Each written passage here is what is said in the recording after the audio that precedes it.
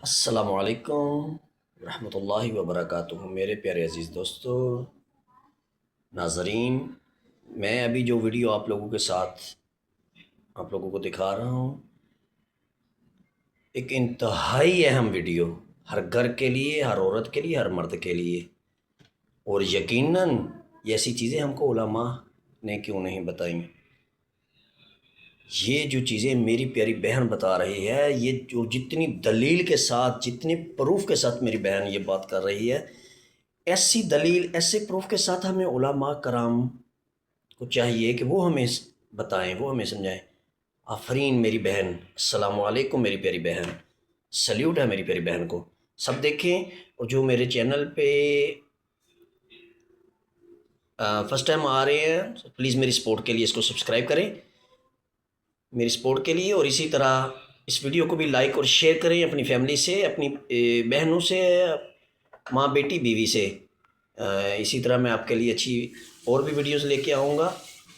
اللہ تعالیٰ آپ کا اور میرا ہمیں ناصر ہو۔ تو آئیے دیکھتے ہیں ہم یہ ویڈیو۔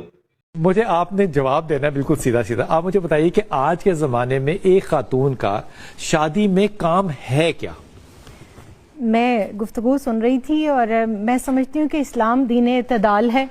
اس نے کچھ احکامات فرائض رکھے ہیں، اچھا، کچھ واجب ہیں، کچھ سنت ہیں، کچھ جو ہے وہ احسن کے درجے میں آتے ہیں، مستحبات ہیں۔ ٹھیک۔ اب مجھے اگر رہنمائی چاہیے تو مجھے علامہ اقبال کہتے ہیں بطول باش پنہا شو ازی اثر کہ در آغوش شبیر بگیری، کہ اے آج کی مسلمان بیٹی، اگر تجھے چاہیے کہ تو زمانے کی بیسٹ ویمن بنے، ویمن آف دا ایئر بنے، اور تو جنت میں بھی جائے، تو تجھے کیا کرنا ہے؟ تجھے بطولی کردار اپنانا ہے۔ اب آپ نے کہا تھا سیدھا جواب، سیدھا جواب میرے پاس کیا ہے؟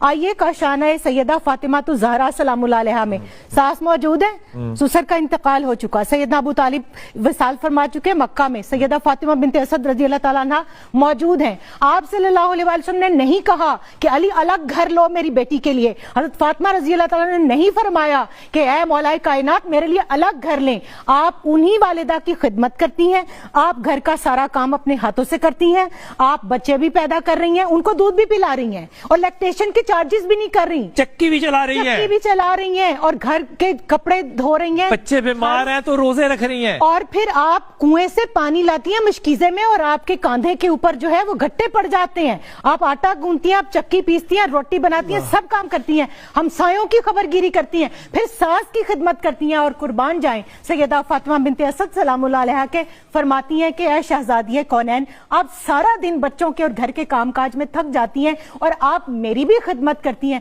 تو کتنے پیار سے آگے سے فرماتی ہیں کہ آپ میرے والد کی اور علی کی ماں نہیں، میری بھی ماں ہے۔ یہ معیار ہے، یہ پیمانہ ہے، یہ پیرامیٹر ہے۔ آپ نے سسر کی خدمت کی بات کی نا، میں بہت دکھ کے ساتھ کہتی ہوں، میں وہ عورت ہوں جس کو معاشرے میں سب سے زیادہ یہ سوال فیس کرنا پڑتا ہے، جی ہمارے اوپر ساس سسر کی خدمت کرنا تو فرض نہیں، تو آپ بتائیں آپ اپنے ماں باپ کو اپنی بھابھی کے پاس کیوں چھوڑ کے آئی ہیں؟ آپ کیوں کہہ کے آئی ہیں کہ میرے ماں باپ کا خیال رکھنا؟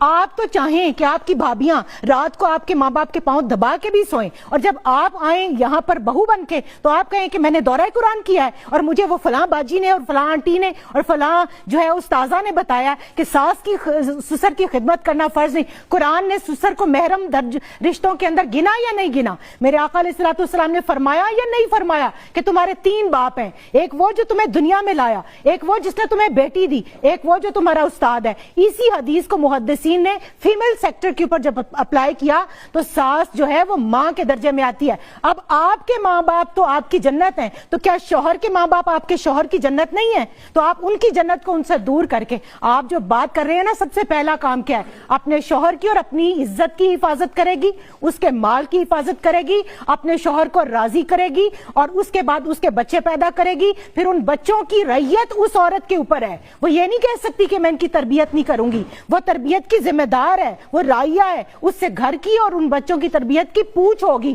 اور اس کے بعد اگر وہ اپنے شوہر کو سپلٹ کرتی ہے تو وہ یہ دیکھے کہ وہ اپنے شوہر کو، جس کو پال پوس کے جوان کر کے آپ کی آنکھ کا تارا بنایا، آپ کے ماں باپ کا آئیڈیل بنایا، آپ اس کو جب الگ کریں گی تو آپ اس کو دوزخ میں دھکیل رہی ہیں۔ آپ اس کو جنتی نہیں بنا رہی, آپ اس کی معاون بن رہی ہیں دوزخ کے اندر. کیونکہ جو بات علامہ صاحب کر رہے تھے, لڑکے کے اوپر کسی طرح یہ جو ذمہ داری ہے یہ ساقط نہیں ہوتی کہ رات کو اگر ماں باپ بیمار ہیں تو وہ جو ہے ان کو پوچھے بھی نہ, ان کے پاس اویلیبل بھی نہ ہو, ان کو ایمرجنسی میں لے کے جانے کی ضرورت پڑے تو وہ وہاں بھی نہ ان کو لے جا سکے.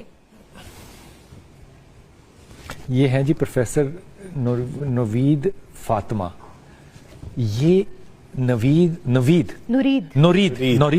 نورید فاطمہ جو ہے نا, یہ آپ ساروں کے ممبر پہ بھاری ہے, ایمانداری سے کہیے. ممبر تو ہمارا ہے ہی نہیں رسول اللہ. میں مثال کہہ رہا ہوں نا, سب پہ بھاری ہے. ٹھیک ہے, لیکن جو اس خاتون نے بات کی ہے نا, یہ بات یہ ہمارے علماء کیوں نہیں کرتے؟